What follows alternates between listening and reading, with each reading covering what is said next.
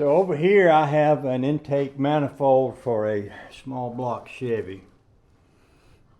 It's sitting sideways, so it might throw your eye off, but this would be sitting flat on the motor. There's a intake manifold bolt that goes here and here. Now on this one, there's the hole. In this one it would go here and right here. Now those bolts are kind of longish. Where's my finger? There, right there. So those bolts are kind of longish, so it makes it hard to get it down in here. And once you do it, it makes it really hard to get a wrench on that. You can't get a socket on it. You generally can't get a box end on it, or even an open end. It's really hard to turn with. And this is a 2-barrel carburetor. Now this is an intake manifold, an aftermarket intake manifold with a 4-barrel carburetor, and this is where those 2 bolts would go on it. They are still over in here, and if I was using a bolt like this bolt that comes with this is out of a bolt kit. When you go to try to get that down in the hole, first of all, it's really hard to do, and secondly, once you do, you can't get enough wrench on that to turn it. So what I do instead is I've taken a couple of these little Allen wrench headed exhaust manifold bolts that go with this set of headers over here that I'm not going to run on the car. I am going to put it on there to crank it with and run it with, because I don't like the idea of cold air hitting the valves on the car engine that's being warmed up. But they fit the same screw pattern as those hex head bolts, and they're shorter, so they go down in there better. And once you get down in there with them, with an Allen wrench, you can get an Allen wrench onto them and turn them, except that even with an Allen wrench, it hits this manifold and makes it really hard to get that down in there. So what I'm going to do, this is a pretty good Allen wrench right here, and I'm going to cut it off. I'm going to take my grinder and just literally saw it off about right where my fingernail is. That way it will reach over in here and turn that, and this will put the Allen wrench down here lower so I can get some leverage with it. So I'm going to use my little welder table with my little handy dandy Rusty Acres vise on it. And I'm going to slide it around here a little bit to get it away from my parts table. I don't really want to be slinging metal dust on my parts all that much. So if I put that right about there, and I put this little wrench in it, actually I could do it on downward, that would throw less sparks. Sometimes I do pay attention to where are the sparks going to go when I'm doing this kind of thing, because it matters. If you've got a gas can sitting down below it and you're throwing sparks all over that gas can, the likelihood of you starting a fire is pretty high. And having a fire in your garage is not a good thing, unless it's a fire that you want to have, that you've created and you can control. So rather than take a chance on creating an uncontrolled, unwanted fire, I can just put this on here. Now this thing turns this way, so if I cut along this side, the sparks will go this way. So I can take this off of that side, I can move it onto this side, and I want this to be a fairly straight cut. I want it to be straight with the handle here, so I have purposely lined up the handle. Bring it all over here, maybe you can get a little better look at it.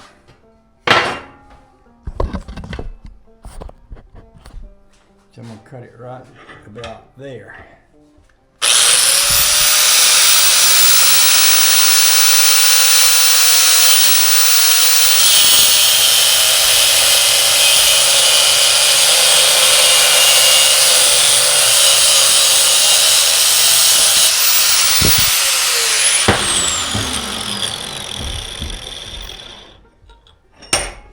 Now I've got a pretty good cut on a short-handled Allen wrench.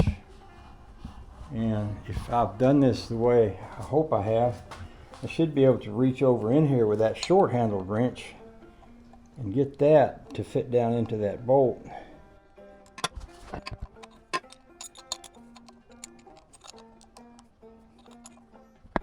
Like that.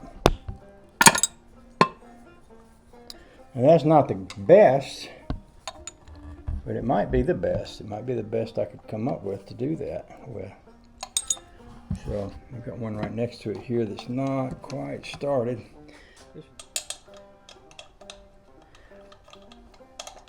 Another thing that could work on this, they make these with a little ball end on them. If I could run across one of them, I might have one over here in the box. That would might make it a little easier to reach something over in there that I can turn that with too. And that is not turning as easily as it should. Probably I should have run those down in that hole before I cleaned the threads out. My bad, but sometimes things like that happen. And maybe I should just go to a different one. Tighten up one of these on the other side just to make sure that there's not a problem with those bolts in those holes. I don't think there should be. And even with that tool, that's a difficult thing to turn. Well, this might do it. This is a Allen wrench with a ball on the end. See, the top is like a regular Allen wrench, and it goes into this. The bottom has a ball-shaped thing that allows this to turn things at sort of an angle.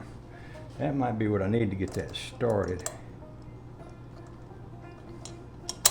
Put that down in the hole, reach in here at an angle, and kind of turn that and work it with my finger to try to get the bolt holes lined up with the threads that are down in there.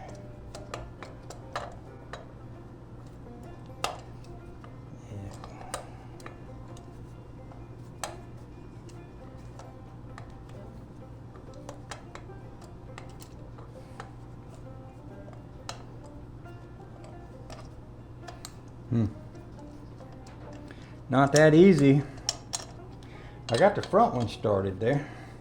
And I got the front one started over here, but so far I haven't got those back ones started.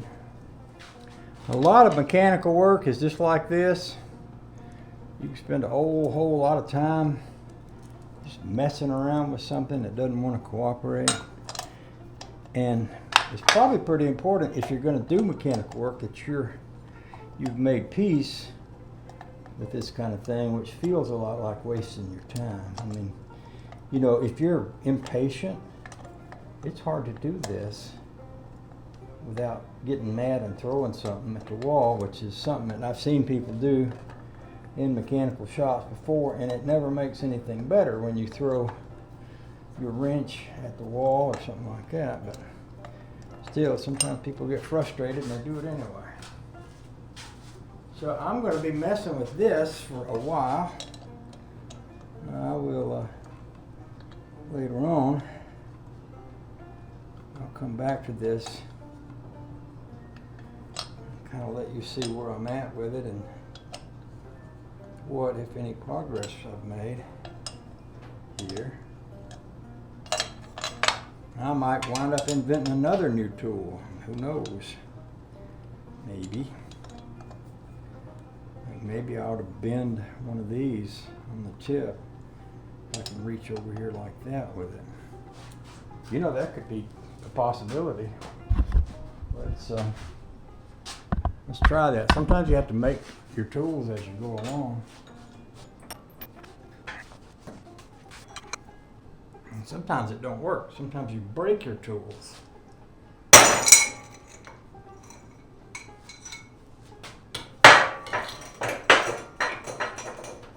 Well, I didn't break it. I didn't really bend it either.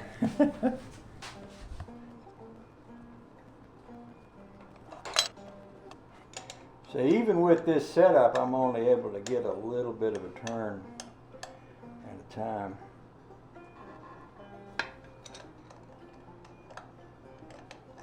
That will make this a little bit hard to torque out. My torquing might be guesswork here.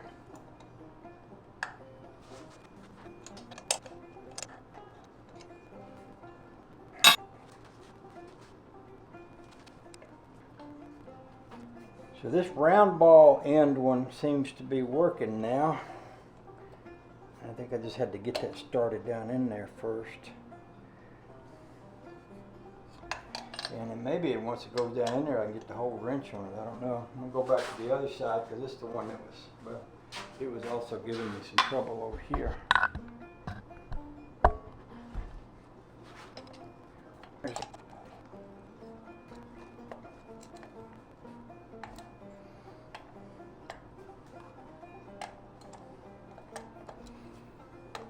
Sometimes you might not have this thing lined up just right too.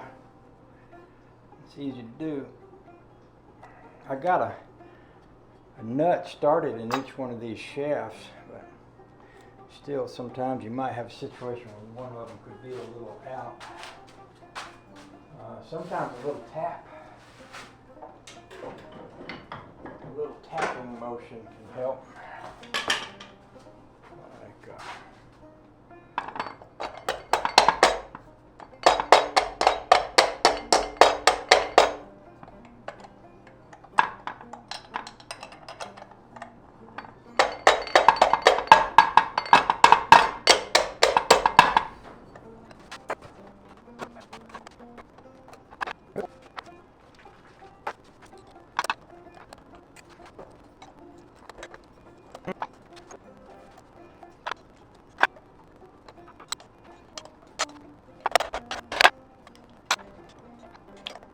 seems to be going in there.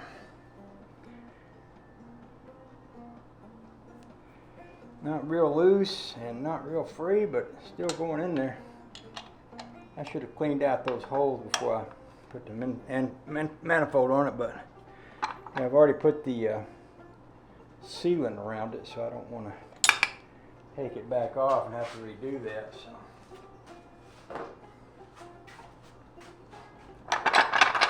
Feels like it's starting now.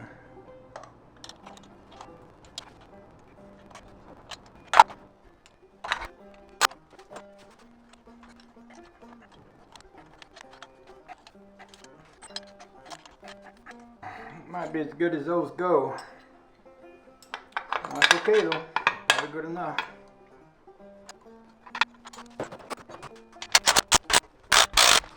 This one here ain't that great either. That's another one the threads could probably be cleaned out on.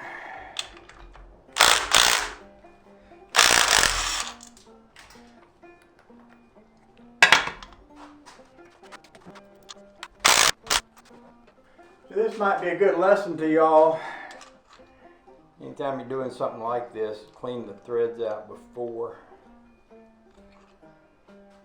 you get to the place where you're not easily able to. It's my bad for not doing that, but we get by with it.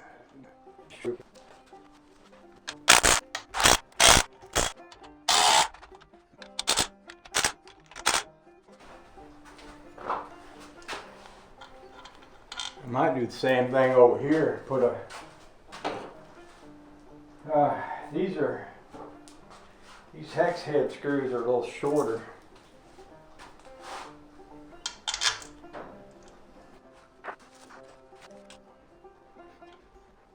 Yeah. So there.